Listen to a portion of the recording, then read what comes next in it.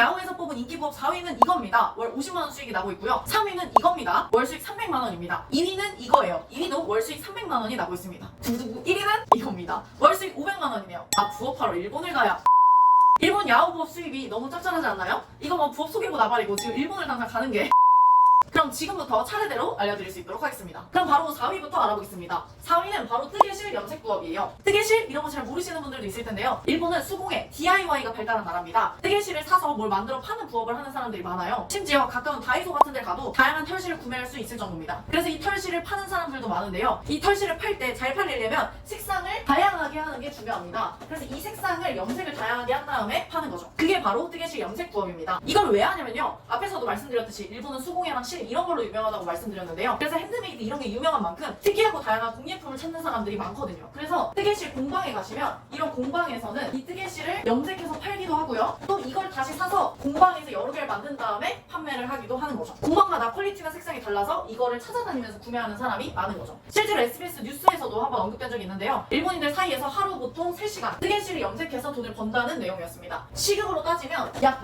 15,000원에서 2만원 정도 벌 수 있는 부업이죠. 그 다음은 이제 3위입니다. 3위는 여러분들이 추측할 수 있었을 텐데요. 3위는 바로 자판기 부업입니다. 일본에는 별의 다 자판기로 있다는 거 알고 계신가요? 자판기로 안 파는 게 뭔지 따져보기 더 쉬울 정도인데요. 편의점에 있는 건 진짜 다 판다고 보시면 됩니다. 우리가 흔히 알고 있는 뭐 음료 자판기 이런 건 기본이고요. 아이스크림 자판기도 있고 심지어 초밥 자판기도 있습니다. 또 이거 외에도 우동 자판기도 있고요. 그 다음에 햄버거 자판기도 있습니다. 그 외에도 뭐 우유 자판기, 콜라 자판기, 카레 자판기 등 다양하고 신기한 자판기들이 많은데요. 이렇게 자판기를 구매하는 사람이 많다는 건 당연히 자판기를 설치해서 돈을 버는 사람도 많다는 이야기입니다. 그러면 자판기로 얼마나 벌 수 있는지 한번 알아볼게요. 자판기는 보통 한 대당 가격이 400만원에서 평균적으로 1,200만원 정도를 한다고 합니다. 우리가 알고 있는 음료 자판기 이런 기본적인 게 보통 400만원대에서 시작하고요. 그 외에 냉동이나 따뜻한 조리가 필요한 기능들이 들어가면 점점 가격이 높아져서 1,200만원, 심지어는 2,3천만원대의 자판기도 있다고 합니다. 근데 너무 다행인 건 이 일본에서 자판기 부업을 할 때 초창기에 이 기계를 바로 구매할 필요는 없습니다. 초기부터 구매할 필요는 없어서 초기 비용 자체가 들지는 않아요. 그러면 어떻게 하냐? 보통 이 자판기를 다 대여를 해줍니다. 그러니까 사지 않아도 공짜로 빌려주는 거죠. 보통 자판기에서 판매하는 상품 브랜드가 있으면 그 브랜드에서 자판기 자체는 공짜로 빌려줍니다. 그래서 실제로 운영하는 사람 입장에서는 운영 비용만 내면 되는 거죠. 여기서 말하는 운영 비용이라고 하면 뭐 이런 거예요. 일단은 그 자판기에 그 물품 같은 걸 넣어야 되잖아요. 그래서 이런 물품비가 일단 있을 거고요. 그 다음에 이 자판기가 고장나거나 수리하거나 관리하는 데 필요한 비용이 있습니다. 그래서 이 관리 비용이 있고요. 그 다음에 이 자판기를 이제 전원을 꼽아서 운영을 할 거 아니에요. 그래서 전기세 등이 있습니다. 전기세는 지역마다 다르겠지만 일단 평균 한 달에 엔화로 2,000에서 3,000엔 정도 든다고 합니다. 이걸 하나로 따지면 약 20만원 정도라고 하더라고요. 그래서 이제 전기세는 한 달에 한 20만원 정도 계산하시면 되고요. 그 외에 물품비는 당연히 내가 쓴 만큼 내겠죠. 그리고 그 다음에 이제 관리비가 있는데요. 아마 이런 브랜드에서 이렇게 초기 비용 없이 무료로 빌려주는 이유는 바로 관리비 때문일 것 같아요. 이 관리비는 이 업체에서 무료로 대여해주는 대신에 수리나 혹은 자판기에 문제가 없는지 물품을 그리고 넣어주는 것 이런 것들을 대신해주는데요. 그래서 이런 개념으로 매출의 퍼센테이지를 가져간다고 합니다. 우리나라에도 한창 무인 아이스크림 가게가 유행했었는데요. 그게 유행한 이유도 이런 일본 자판기 부업이랑 비슷하기 때문이에요. 아이스크림 같은 경우는요. 이 아이스크림이랑 아이스크림 이거 넣는 통 있잖아요. 이렇게 드르륵 해가지고 열리는 거. 이 아이스크림이랑 아이스크림 기계를 아이스크림 회사에서 무상으로 빌려줍니다. 그리고 아이스크림을 무료로 다 채워 넣어놓은 다음에 팔릴 때마다 사장님은 아이스크림 가격만 내면 되는 거거든요. 한창 이게 이제 초기 비용도 많이 안 들고 그 다음에 이제 유통기한도 기니까 한창 우리나라에서 핫했었는데요. 일본 자판기 부업도 이런 식입니다. 뭐 예를 들어볼게요. 일단 맥주로 유명한 아사히 아시죠? 만약 내가 아사히 브랜드에 있는 음료 자판기를 부업으로 설치한다고 해볼게요. 그럼 아사히 회사에서 일단 공짜로 자판기를 이렇게 빌려줍니다. 그러면 당연히 내가 원하는 장소에 설치를 하겠죠? 그럼 주기적으로 아사히 회사에 와서 상품을 보충하거나 회수하거나 아니면 뭐 고장났으면 수리해주거나 청소해주거나 이런 걸 해줍니다. 대신에 이 관리비를 음료가 팔릴 때마다 수수료 형태로 받는 거죠. 이 수수료 비율은 상품이나 브랜드에 따라서 좀 다르긴 하지만 평균적으로 20에서 30% 정도를 가져간다고 합니다. 그럼 자판기 부업을 하면 나는 매출의 몇 프로 정도 가져가는 거예요? 결국에 순수익이 70%에서 80% 정도 가져가는 건데요. 이 70%에서 80%로 이 전기세랑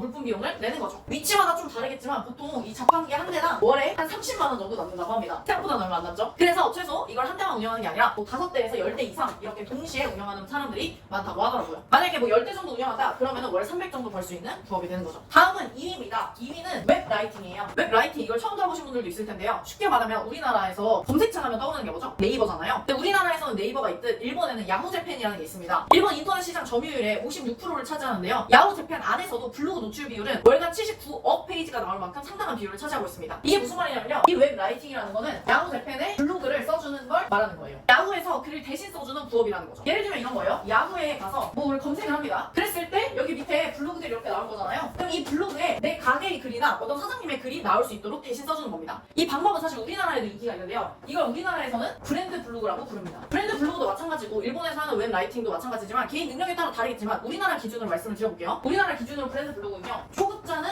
건당 그러니까 블로그 하나 써주는 거죠. 3만원에서 5만원 정도로 받고 있고요. 만약에 내가 한 6개월 정도 공부했다 그럼 이제 중수가 되는데 그럼 이제 건당 5만원에서 10만원 그리고 이제 고수가 되면은 건당 20만원 이상 받기도 합니다. 근데 일단 여러분들이 만약 하신다면 초보자기 때문에 초보자 기준으로 설명을 드리자면은 초보자는 한 개 업체당 보통 10건 정도 받게 되는데요. 그럼 건당 5만원 기준으로 했을 때 평균 50만원 정도 벌 수 있는 부업이 되는 거죠. 당연히 뭐 업체 수를 늘리고 개인 역량을 늘려서 한 달에 더 많은 글을 쓰게 된다면 적게는 뭐 100만원 많게는 300만원 이상까지도 올릴 수 있는 부업입니다. 우리나라 기준으로 이 정도 받는다고 제가 말씀을 드렸는데요. 일본에서도 웹 라이팅으로 버는 보수가 이것과 거의 비슷하다고 합니다. 만약 브랜드 블로그는 제가 아래 고정 댓글에 자세히 설명해놨으니까요. 이 부업에 관심이 있으시면 고정 댓글에 첨부해주시면 좋을 것 같습니다. 그 다음 부업 1위는요. 바로 편의점 창업입니다. 일본은 우리나라처럼 슈퍼 뭐 이런 개념이 아예 없어요. 모두 다 편의점을 이용해서 쇼핑을 합니다. 예를 들면 이런 거예요. 저녁에 야식으로 치킨 먹고 싶다? 그럼 우리는 배민으로 바로 시키잖아요. 일본은 편의점을 갑니다. 또 점심시간에 밥 먹으러 이것도 편의점에 갑니다. 쇼핑 이외에 책을 읽거나 공부하거나 뭐 이런 것들도 다 어디 가냐? 편의점에서 합니다. 그러니까 뭐 문제가 있다 하면 다 어디로 가요? 편의점으로 가는 거죠. 저도 일본 갔을 때 그래서 화장실 급해가지고 화장실을 편의점 가서